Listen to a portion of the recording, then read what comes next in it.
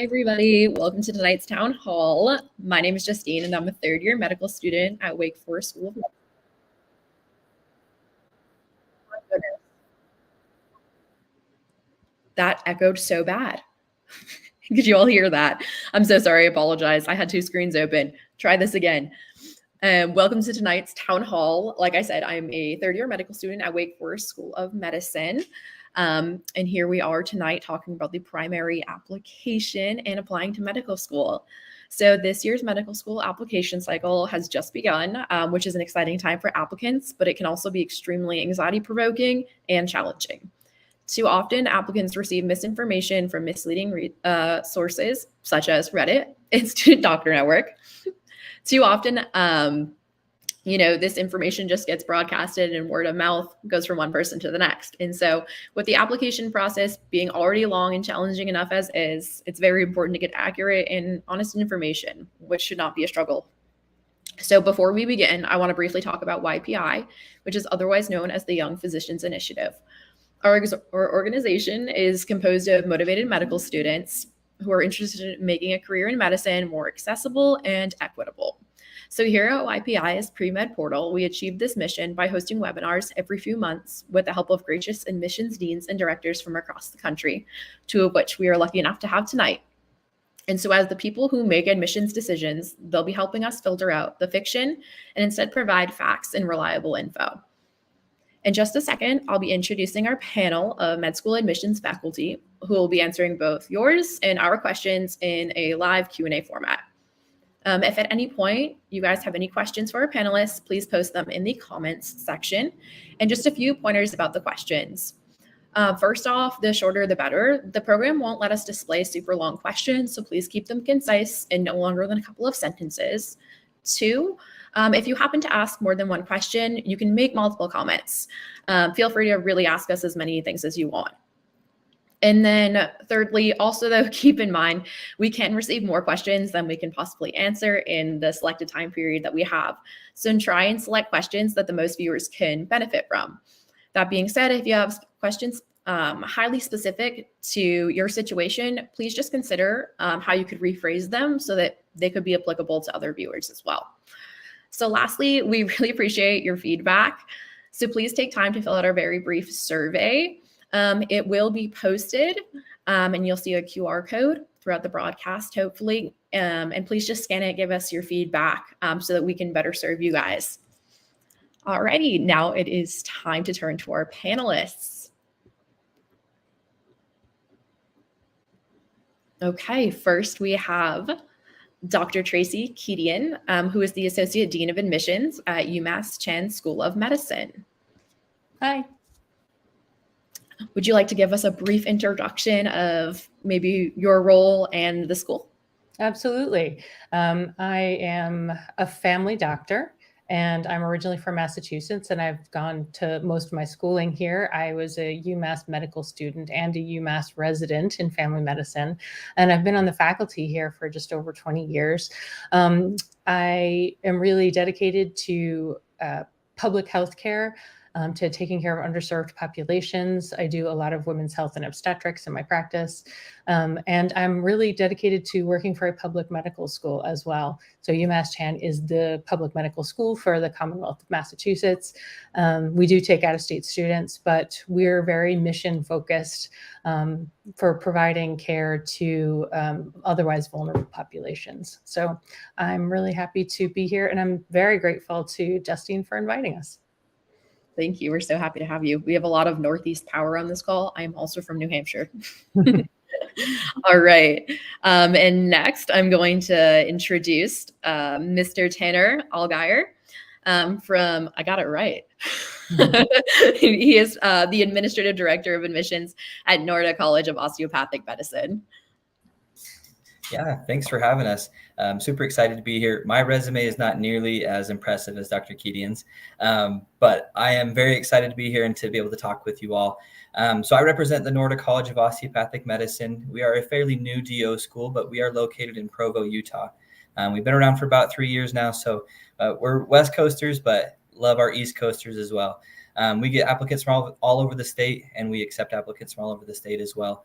Currently within our student body, we have, I think, in the 40s of different states that are represented. So, 42, 43 different states, lots of different applicants that are coming through, lots of different students that are being accepted as well. And we pride ourselves in that.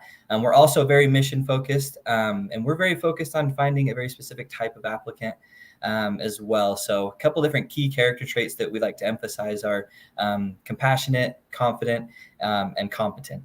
And so all those kinds of things are very broad and general, and you can, fill those niche categories in lots of different ways. But if you ever have questions, we're happy to chat with you. Feel free to reach out to us through the admissions email, which you can find on our website. And we can kind of dive deeper into, your application and how you may fit in at Noorda. But yeah, happy to be here and excited to jump into this. Thank you guys both for being here tonight. So now it's going to be time to shift over to our Q&A. So very soon, the first question is going to populate on the bottom of the screen. Alrighty, what is the difference between DO and MD schools? How about we have Mr. Tanner Allgaier go first, and then we'll bump over to the MD schools. Awesome. Appreciate it. You're welcome to call me Tanner as well. You don't Okay. use the last name. But yeah, so I'll kind of jump into this because this is a pretty common question that I get asked all the time when I'm talking with students. But honestly, curriculum is very similar at this point when it comes to DO versus MD. In fact, a lot of our DO students will go on to take both the USMLE and the COMLEX boards exams because the curriculum is so very similar at this point. One of the main differences when it comes to curriculum that is different is our students will learn a technique that's called osteopathic manipulative medicine. It's roughly 200 hours of training. It's very hands-on. It's used to both diagnose as well as to treat patients. It'll feel almost chiropractic in a sense when you're watching it and viewing it, but it's very niche when it comes to DO and osteopathic medicine.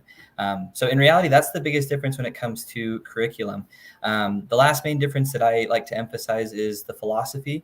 You'll hear the buzzword holistic a lot when we're talking about osteopathic medicine. And basically what that means is we believe that all different parts of the body are connected, whether that's mind, body, spirit, all those things impact a person's health. And so our students are taught in a way to be able to treat all aspects of a patient there. So that's kind of the main key differences with that. But I'll let Dr. Kedian chime in if she feels that I missed anything there. No, I'm sure you could do it better than I. Osteopathy is fantastic. It applies itself very well to primary care and to family medicine.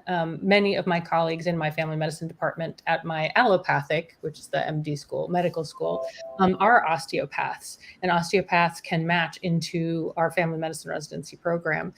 So there's a lot of mixing. I think you might be interested in an osteopathic medical school if you really feel that holistic model of care applies to you. I don't think that there's much that you cannot do if you go to an MD school or a DO school, but you're going to learn that additional musculoskeletal treatment of osteopathy in a DO school. All right, great. Thank you both so much for that. All right, next question. Okay, schools tend to offer unique programs that appeal to specific applicants. Could you share more details about a specific or unique program at your institution? Dr. Kedian, do you want to start? Sure, absolutely. At my school, UMass Chan Medical School, we have 2 additional tracks.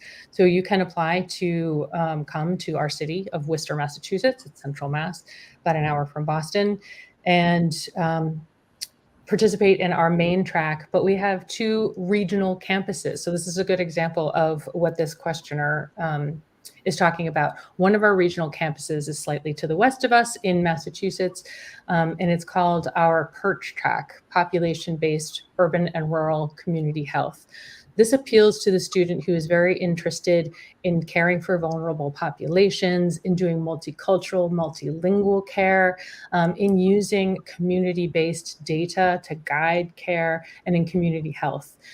So it's very competitive, and the students who wind up going to that track really love it. We take 25 students a year in that track, and we have a brand new other regional campus that we are just accepting applications for right now. This is called our LEAD at Leahy track. There's a health system in the Eastern Massachusetts called Leahy Health Systems. They have specialties in innovative and modern ways to deliver health care, something that we call health systems science. So if you are interested in how a business works, in being a leader in healthcare, or the science studying how healthcare is delivered in the United States, this is a really interesting track for you. So if you imagine yourself working in a big hospital system and trying to improve the care to a community, you're going to learn a lot of skills. And that's another 25 students. And the other 150 students come to our central campus. Cool. Is that a brand new program? I do not. The Lead at Leahy program is brand new. It was only announced about a month ago, and we're accepting applications for it now for next year. That is very exciting. I'm very jealous of all the people that get to experience that. Alrighty. I'll turn over now to Tanner. I know you mentioned a bit about, what y'all look for in the applicants, but any specific programs? Yeah, so we also have two unique programs. One is also a rural track. Being in Utah, we are growing like crazy. And with that, Northern Utah is very suburban. Salt Lake City is very urban. But you drive, 30 minutes south of Provo, which is where we're located, and you can actually do clinical rotations in what is considered rural sites. So kind of a unique opportunity, I would say, that, you can go do your clinical rotations in a rural area, practice rural medicine, but come home and sleep in a very populated urban area, which is kind of a unique opportunity, and we're pretty proud of that. So we do have that rural track for any students that are interested in that. There's some scholarships that are associated to that as well. So you do have to qualify academically to be able to enter into both of these programs, actually. The other track that we have is a research track, which is going to be emphasized for students that are wanting to go down that research route, potentially, to go on to do a PhD or whatever that might look like for them. But lots of different research opportunities. We're one of the few DO schools in the country that emphasize research, actually. And we require that all of our students do research to some extent. But then these students that are in this research track will now take that a step further, and they'll actually have this on their diploma when they graduate, that they have gone through extensive training when it comes to research. So it's kind of a little bit of a distinguishment for them to be able to set themselves apart as they're either applying for residency programs or, future, PhD programs, whatever that might look like for them. But yeah, currently those are the two main tracks. We are looking to do a global health track in the future, and kind of growing as we grow as a school. So very neat. Thank you for sharing all of that. We can turn to our next question. Alrighty. Where is the best place for students to find updated information on any school's admission stats? Let's see. Tanner, do you want to go for this one? Yeah, for sure. Definitely going to be our website. You can also use, when it comes to DO schools, you have a website called the DO Explorer, or Choose DO Explorer. Very similar to MSAR, I think is what it's called for MD schools, but just for specifically DOs. So you can find all the statistics for the previous cycle there. But you can also reach out to admissions teams. More often than not, they're happy to chat with you and talk through if there's like specific, statistics that you're wanting to find out about.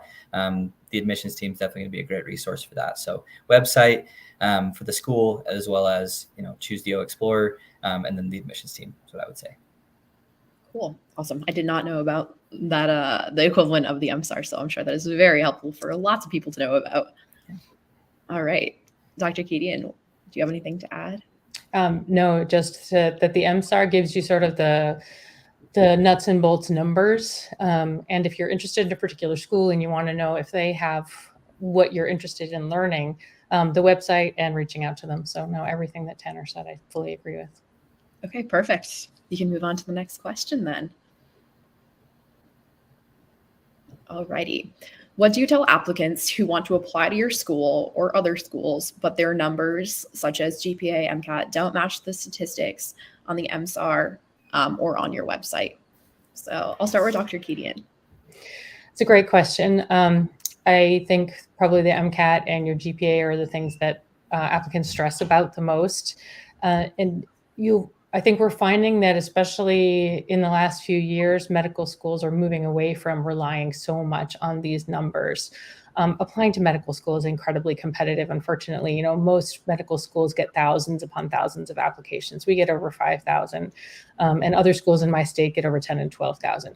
It is difficult to distinguish yourself, and no one's going to distinguish themselves with their numbers. At UMass Chan, we want a diverse group of students that broadly represents the communities that we take care of. And we're much more interested in who you are and how you got to be who you are and what you chose to do with your time than we are whether you got a B+ or an A- on your most recent chemistry course. It is important that students are academically ready to face the challenges of medical school because it's hard. Especially those first couple of years, and then passing your first licensing exam, which is a major test-taking hurdle, and it's a miserable test. We don't want to take students who aren't quite prepared yet, but we have turned down many students with outstanding MCAT scores and very high GPAs from prestigious universities because they haven't quite settled into growing the kind of personal characteristics that we're looking for. Tanner mentioned empathy earlier. We look for a history that you spent time working with sick people, and it doesn't need to be these coveted observerships. We're actually more interested if you had some kind of hands-on role. Did you get a volunteer position in a hospital, being a greeter or being a patient transport? Did you work in an ER in a relatively, unprestigious role, but you get to talk to people all the time and learn about their stories? What is it you're interested in doing, and how have you sought out the experiences that have grown that leadership potential? So if your MCATs are a little bit below the average, I say focus on the other areas of your application. If they're significantly below the average, you might need to consider taking them again. All right, that makes perfect sense. Thank you. Tanner, do you have anything to add? No, I think Dr. Kedian did a phenomenal job with that. We do very similar things when it comes to our process. We're very focused on you as a person and really getting to understand you. Again, the buzzword of holistic will pop up when DO schools are talking about this. But in reality, the way that we are analyzing applicants is very holistic from that sense, that we are trying to make sure that, one, you are ready for medical school. We don't want to set you up to fail. But that two, that you have all those soft skills as well coming in. So empathy is a big one. Good communication skills, I think that's huge. Team player, like all these soft skills that you would want in a physician, even treating, a family member. So as you're thinking about that, how do I hone these skills? Those experiences are super, super vital, just like Dr. Kedian was saying. And yeah, we love to see a diverse set of experiences, diverse set of skills. And I always tell students that they should be focusing on things that they truly care about as well. Because a lot of times applicants will approach it as a checklist and thinking that they can just kind of go through the motions and it'll work out in the end. But it's pretty easy to tell when somebody's just kind of gone through the motions and they didn't really care about it. As you're writing about those experiences, when we ask you questions about that, either in an interview or secondaries, pretty easy to tell. So I always tell people focus on the things that you care about as well, underneath, those different categories, whether that's healthcare experiences, research, leadership, volunteer. But 100% agree that, there is a range when it comes to MCAT and GPA. Ours, I would say, is probably fairly broad comparatively. But with that, you do need to be ready for the rigors of medical school. So yeah, if you're substantially lower than the averages, definitely need to reconsider potentially, retaking the MCAT, taking some more classes, whatever that looks like. And again, reach out to the admissions teams. They'll, let you know if you're needing to redo something or give you some guidance there. Or even, your pre-med advisors there at your schools, talk through whatever questions or challenges you might have. They'll be able to advise with that for sure. Great. Thank you guys for sharing that. I'm also going to add to that I feel like there's a lot of hesitancy around retaking MCATs, or people think that looks bad, X, Y, and Z. And I'm just going to say I took it twice and I'm still in med school. So, it's not like it's the end of the world when it happens. I yep. Okay. Yeah, I actually talked to some of my classmates and it is extremely common. Mm-hmm. So it shouldn't be something that scares anybody. I think it just speaks more to your story and who you are and your persistence and things like that. Yeah. All right. Next question, please. Okay. What should an applicant look for in a school when choosing where to apply? Dr. Kedian, do you want to speak to this a bit? Yeah, there are so many medical schools in the United States. And I think the general consensus is you can become a good doctor with any accredited medical school, allopathic or osteopathic. So fortunately for you guys, there are lots of different types of opportunities out there. There are many states, if not most, have a public medical school where they could receive in-state tuition. Cost of attendance of medical school is a little cuckoo. It's very, very high. And so people will choose, will take finances into account. Are there scholarships available? Or should I just apply in my home? Should I apply primarily in my home state so that I can get in-state tuition? Many schools are going to have a certain mission. Some schools are really seeing themselves as cutting edge research school. And if that's your passion, look for ones that identify that way.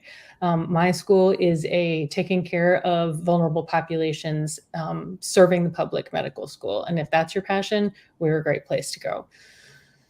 And most applicants apply to quite a large number of medical schools, which is a burden on the applicants. So it's a burden on the medical schools too.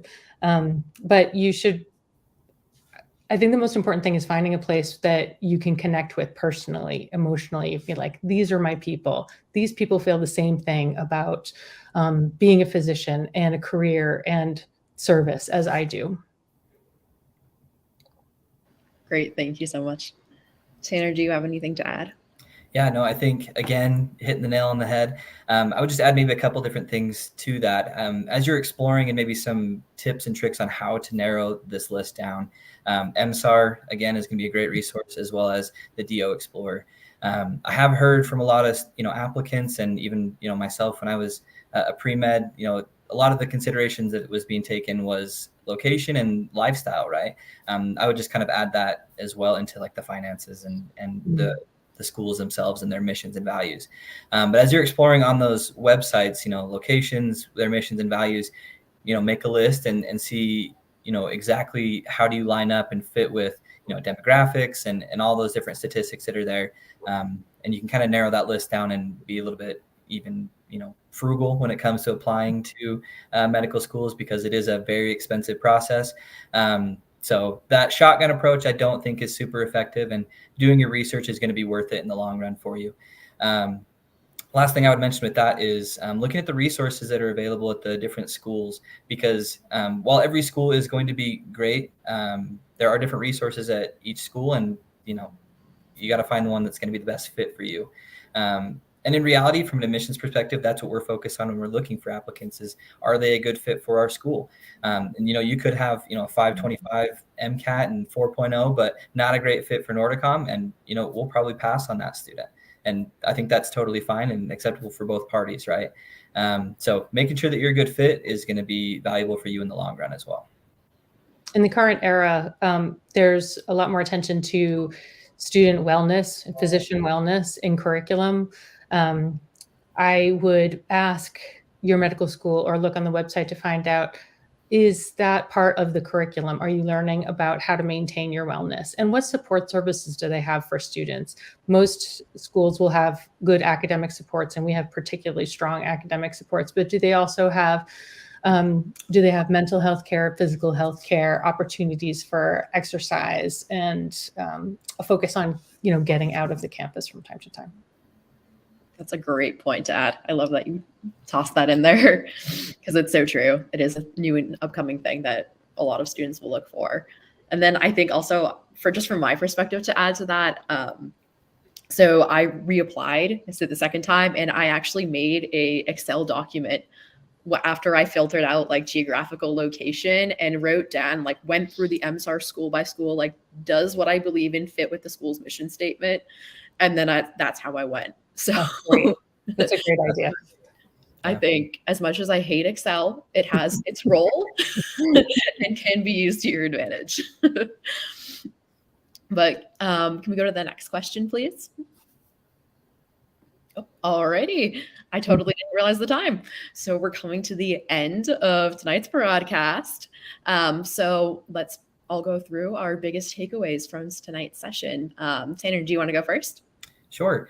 I don't get to work a ton with our MD counterparts. And so it's been great to hear that there's so many similarities because, we love to believe that, DOs do all the same things that MDs are doing. And it's nice to hear that, from an MD that, we actually are doing a lot of the same things there when it comes to the admissions processes and even the different resources that are available. So that's been a great thing to hear. And, I'm excited to work more, with our MD counterparts moving forward. So. Great. Thank you. Dr. Kedian?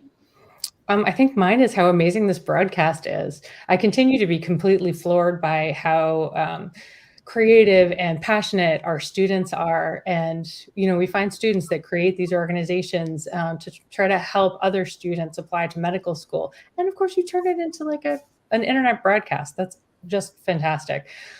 So kudos to you and everyone in YPI. And thank you very much for inviting me. Of course, thank you. We appreciate you both so much for being here tonight. And I think my biggest takeaway is just, I think it's so nice that we can all sit together from all different areas of medicine and just kind of share all of our experiences and really give you all, everyone who's watching, information to try and help you guys get to, the place that you want to be in life. So with all of that said, I'm going to say thank you again to the panelists tonight. We really appreciate your participation and attendance. And I do have to say a special thank you to the whole YPI Pre-Med Portal team, everyone behind the scenes for helping to organize tonight's event. And also Dr. Aval Kelly, who is the one who provides the streaming platform for us. And so to all of our viewers, we hope that you share this live stream and any valuable information with your peers and institutions. And please be sure to follow us. We have a Facebook, Instagram, Twitter, YouTube, and we also have a website where you can find more information and can also watch past live streams. So thank you, everybody. Good luck with this application cycle that's upcoming and have a great night.